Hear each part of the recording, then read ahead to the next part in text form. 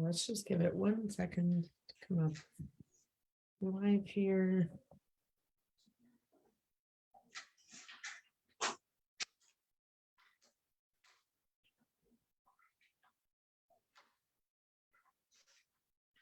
Sorry, it just takes 1 sec.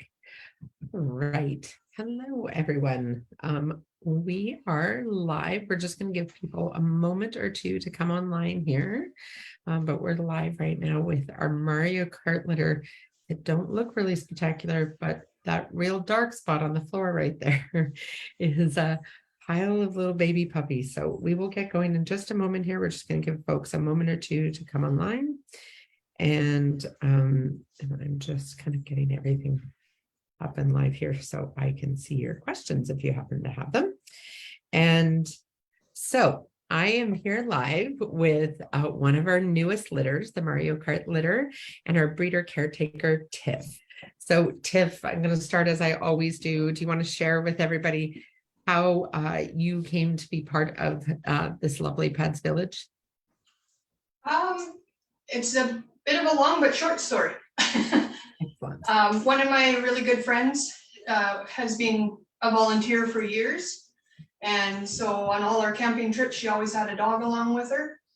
And I wanted to kind of get into it because I thought it was really awesome. We grew up having dogs, but I worked way too much and in a restaurant, so dogs couldn't come. And then kind of a blessing in disguise, I got pretty sick and had to leave work. And I'm now officially never working again and have a lot of time. So it gave me the opportunity to kind of get my feet wet and get into raising, and never really looked back. So and you made the shift from being a puppy raiser to being a breeder caretaker with us, and tell us a little bit about that journey for you. Well, that was always my initial kind of sorry, someone's getting their tail bit right now. It was kind of, you're okay, bud. It was always kind of on my radar to hopefully go that route if it was something I kind of had the ability to do. But I kind of wanted to raise first and see what the program was all about. And kind of once I got that, I sort of started helping out with some of the other breeder caretakers, just going in to be a welfare helper. And then I was like, yeah, you know what, that's something I'd really like to do. And again, not working, I have plenty of time. And I have the luxury of living in my parents' basement suite, so I have some live-in helpers. And so I was kind of like, why not? Wonderful. Amazing. And it is a little bit of a unique situation there where Freya typically, so mom of this litter, Freya typically lives with your parents, but when she has her puppies, you guys do the great swap. Yep. So, yep. So you sign up for all the extra work, and which is fantastic. And they reap the rewards of the extra massage hands and puppy chauffeurs of carrying up and down the stairs when it's outside time. Amazing. Okay. Well, for everybody that just joined us, we are here, and you're not seeing my face today because everybody wants to see puppies, but you're here, we're just talking to Tiff, one of our volunteer breeder caretakers, and my name's Tara Doherty, I'm PADS's Director of Communications, and so we are just visiting in today with our Mario Kart litter. So Tiff, I'm going to get you to introduce these little nuggets. I know some of them are sleeping, some of them are awake, but given this is the first time we've met them, let's find out what their names are. And then anybody that's watching, if you're watching on Facebook Live and you have questions, feel free to throw them in the comment section. If you're watching on Zoom, you can click that Q&A button and add your questions there. But you can also use the chat function in Zoom if you're on watching this live on Zoom. So feel free to throw questions in, comments, etc. I'm laughing. Nicole says hi from Kelowna, and she's wearing the same shirt as you today, Tiff. So apparently it's move day. It's move day. So perfect. All right. So let's meet these lovely little nuggets. And for those of you watching while we're doing that, tell us where you're tuning in from. Just in the comment section. Well, this little one here is Little Miss Purple, who is also known as Yoshi. Oh my goodness, Yoshi's adorable. She is a character. She makes you laugh often, and she is probably the happiest dog alive. Her little tail goes crazy. After making. This is the champion sleeper, Mario. Oh, he's also the only one that has a distinguishing mark. He has a little white chest blaze. I don't know that you'll see it though, because it is pretty little. But right on there, he's got a little white mark. And this handsome devil is little DK. He's the brown boy. DK is short for Donkey Kong. But way less of a mouthful. And little Miss Boo here is such a little sweetheart. She's a gray girl. And she's... Did you say brave girl? Gray. Gray. Oh, gray color. Yes. Boo is our gentle butterfly, black. gentle butterfly right now. Oh. This beast is Luigi. And you were saying Luigi's the biggest boy? Yeah, by far. Yeah, he right now is as big as Freya was when we got her. Oh my goodness. And how old are they right now? They just turned 5 weeks yesterday. Oh my goodness. So he's as big as his mother was at 9 weeks, right? When you got her? I believe it was 9 weeks. But in all fairness, she was really little. Because she was only 11 pounds when they got her. Yeah. So, then this one right here is Princess Peach. She is anything but a princess. She is more of a lion. But a fun, spunky little girl. Behind me in the kennel, she's out cold right now, is little Rosa. Yeah. I can't really reach her right now. That's okay. And this guy right here, our orange boy, is Bowser. Oh. He's giving Luigi a run for his money, but I think he makes up for most of that size in floof. Because he's probably the floofiest of them all. That kind of gives you a little bit of a feeling he might be a retriever, which is really weird because neither of the parents have any retriever as far as I know. But you do get a little bit of coat variation even in labs. So yeah. And then this guy is the Awkward Sleeper Award, Mr. Toad. Oh my gosh, Toad. He is always found either on an item or crammed up against an item. If he grows into his feet, he's going to be a 300-pound dog because he's got some pretty mighty feet. I think he does not grow into his feet. That sounds like a very large service dog. He has very big feet. And so if that wives' tale is true, oh my. Unbelievable. Okay.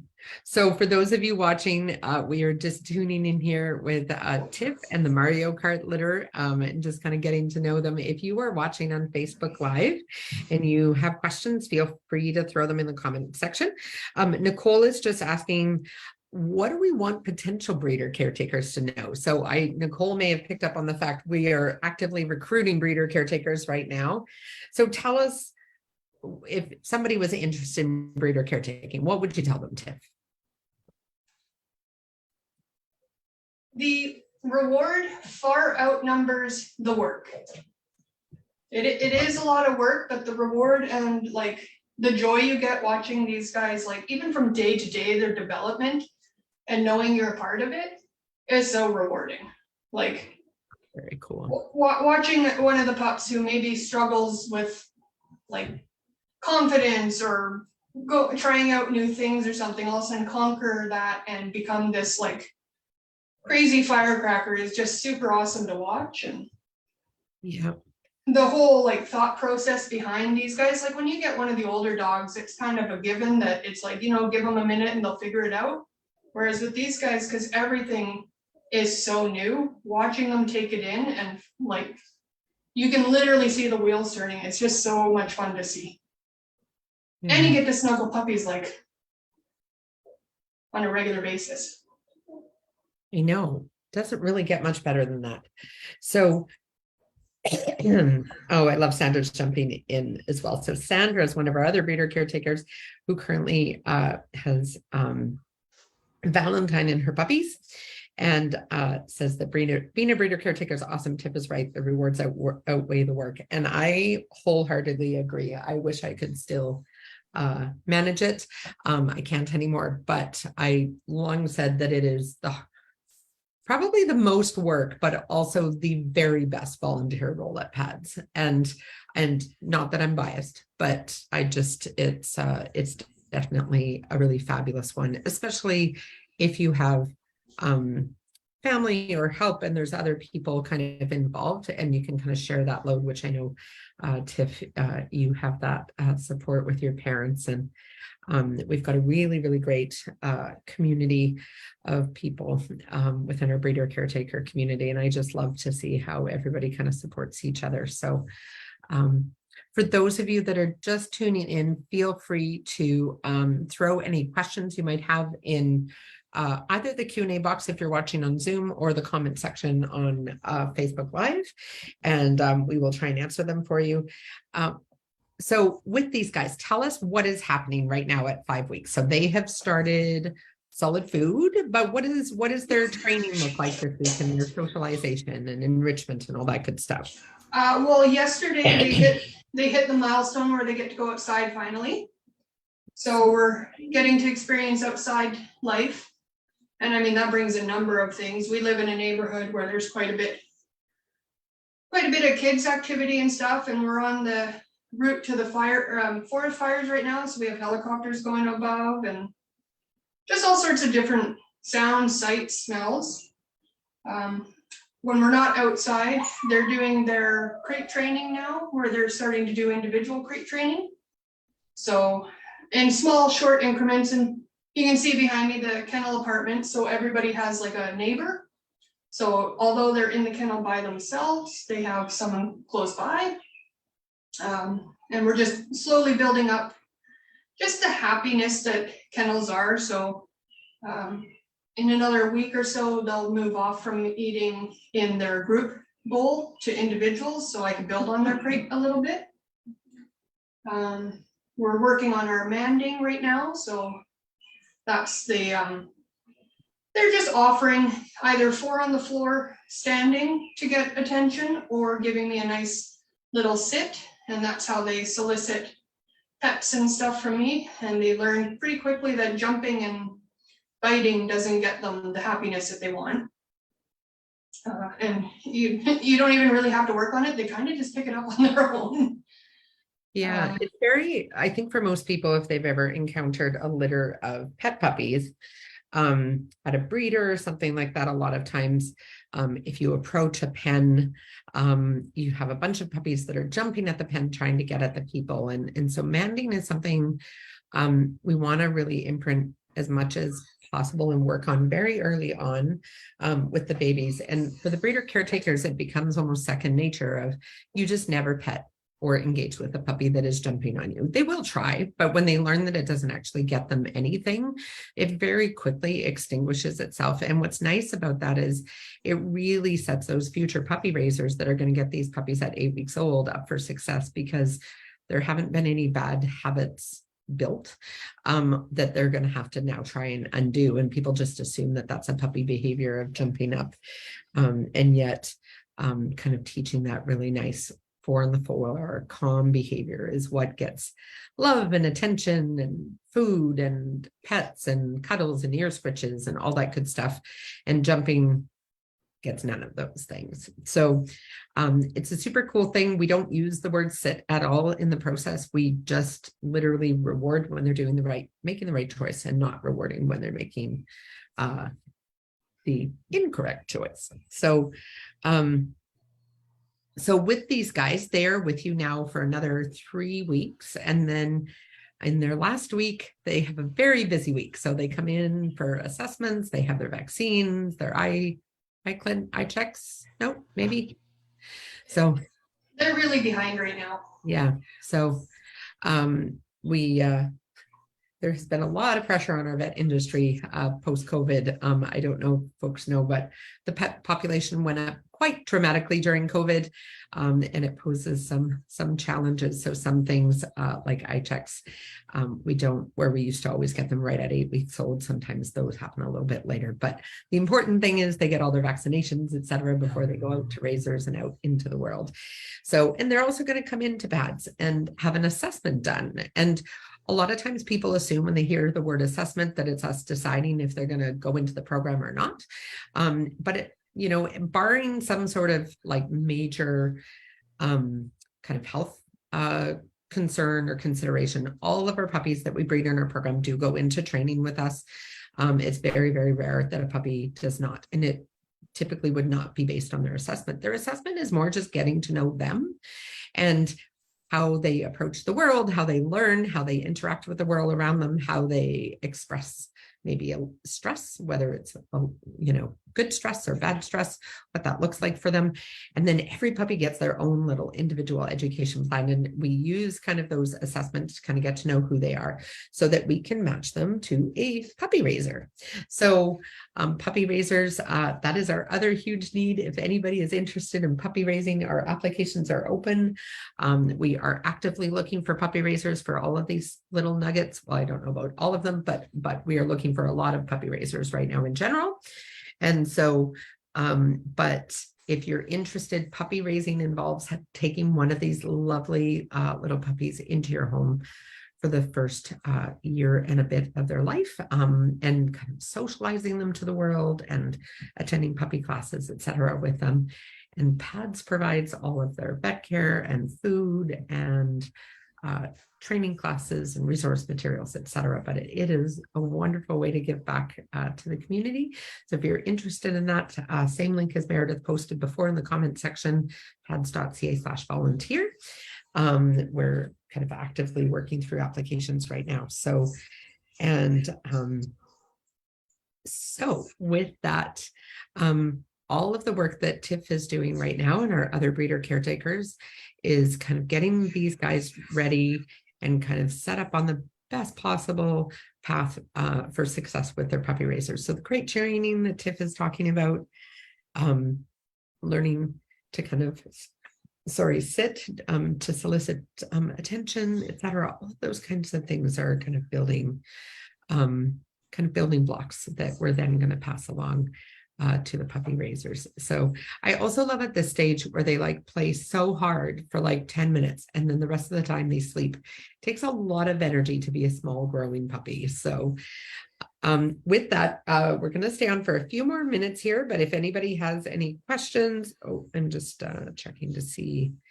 Oh, thanks for the comments, Sandra. That's wonderful. And yeah, the Terry Fox litter are headed out, I believe, on Friday. So they had their assessments this week and their vet appointment today. So a big week for the Terry Fox litter. So with that, tell us a little bit about this litter, Tiff. What are they like personality-wise compared to some of your other litters? Well, they're just starting to kind of build on their personalities, and some of them like have already changed from a week ago. But I find that these guys take everything head on. Like if I put in a new item, even if I could guarantee if I probably move one of these right now, they all kind of charge at it. So they seem to be a little less hesitant than my first litter for sure. But that could have been they were learning with me, whereas I'm a little bit, I won't say I'm a seasoned veteran because it's only my third litter, but I just find that these guys kind of take everything right on and they're very quiet. Like they are very toy motivated rather than each other. So there's not a ton of like wrestling and that kind of play. They all kind of get toys and play with them. Yeah. And if they do play together, it's literally like watching a kung fu movie on mute. Like it's really weird.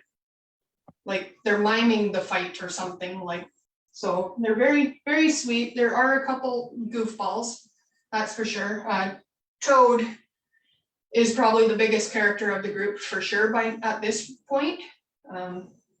He's just a bouncy, happy little dude, and he's always just goofing around. But I find them they sleep a lot, these guys. They're, A little more on and I mean, puppies do sleep a lot, but these guys kind of like, but I think like my first 2 litters, the Sharks litter was very play oriented. So whenever they were awake, it was a good hour of play. These guys are kind of like saunter around, chew on a toy, and then, that was good. I'll have a nap now. So. It's interesting how I always found every litter had a similar cast of characters. Like there was always kind of the rowdy one that wanted to wake everybody up once they were asleep. And there was always the like quiet, sweet one that just wanted to snuggle. And there was always the one that wanted to like crawl into the water dish. And so, but it is fascinating to me how very different litters can be. Like you can have very loud, rowdy litters and you can have very quiet ones. And I also found it particularly interesting that didn't necessarily represent what they would look like when they went into puppy raising or kind of later in life. And so it's fascinating. And often people ask us if we know, at 5 or 6 or 8 weeks old, which puppies are going to be successful. And as an industry, I wish we could crack that nut, because it would really help us if we could do an assessment at 8 weeks old and conclusively say which puppies are going to make it to a client side. It would allow us to better, manage our resources. But even with the amount of data that we have in our industry, we still haven't cracked that nut, because nurture makes such a huge difference in how puppies develop and grow and learn. But we have a question from Paige about how long the application process takes for sitting from application to completion. So for both our puppy raisers and our sitters, the application process, it's one of those things. It's a little bit self-paced in a sense. There's some online courses that you have to work through, and kind of some documentation you have to provide, etc. But it really depends on the individual to a certain extent, how quickly they move through it. I might get in trouble for saying this, but I feel like it's a process that could take anywhere between a couple of weeks if it was really kind of quickly pushed through, up to, I know we've had people who have taken a couple of months to work their way through it. So there isn't really a hard and fast requirement, but certainly when we have a lot of litters on the ground and puppies kind of coming down the pike, I know that's added incentive for people to work through the process quickly if they've got, their heart set on a puppy from a particular litter, et cetera. Although we really do match puppies up based on their temperament and the applicants. So so there's a bit of a range there, but there's kind of several steps in the application process. And the first one obviously is submitting the application, but then kind of working through some courses and providing documentation that shows that you're allowed to have pets in your home, and or that you can take them to work, et cetera. Or if you have other pets, we want to know that they're vaccinated, all that good stuff. So just kind of getting all those I's dotted and T's crossed. We obviously want to make sure you're super well prepared and have as much knowledge as possible before you take one of these little guys home. So the other question is, Tiff, have you done any other volunteering within PADS, and what do you like most about your volunteer experience? So the answer to that is, I don't know if there's anything I haven't really done except for like paid positions. Yeah. Like I've volunteered in the office and done some like, I guess, administrative work, entering numbers and volunteer hours and such. I've done maintenance around campus, power washing, fixing things, and all that. I've raised, sat, breeder caretake. Yeah. I've been one of the advanced trainer assistants. Oh geez. Yeah, all the things. Yeah. And I can't say I like any one more than the other because they fulfill different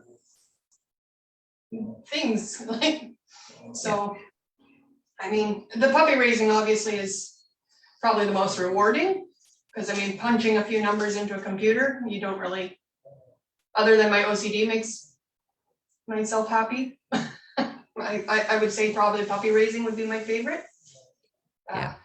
And breeder caretaking probably is a tie, just because it's about the same kind of thing, only I don't have to leave the house for this one.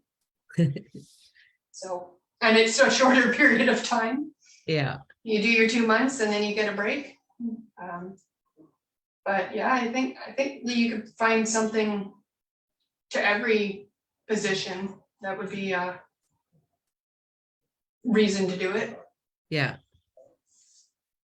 Well, and I think one of the things that we focus on here at PADS is we really want people to be in a role that is fulfilling for them and a good fit for their skills and interests and all that good stuff. So, you know, I think for everybody, it's a little bit different, and sometimes it changes over time. I know I've talked in the past, I started out as a puppy raiser and raised puppies for years, and then I was a breeder caretaker. And when, you know, life threw curveballs and I became a client, then I sort of backed out of all of those things, but I still am involved. I'm part of the whelping team as a volunteer. So I go out and kind of have made the decision that I'm not, even though I did do it for a lot of years as a staff role, that is just kind of the piece where I get to give back now. So have my formal role as communications, but go out and actually it was there when these little monkeys were born. So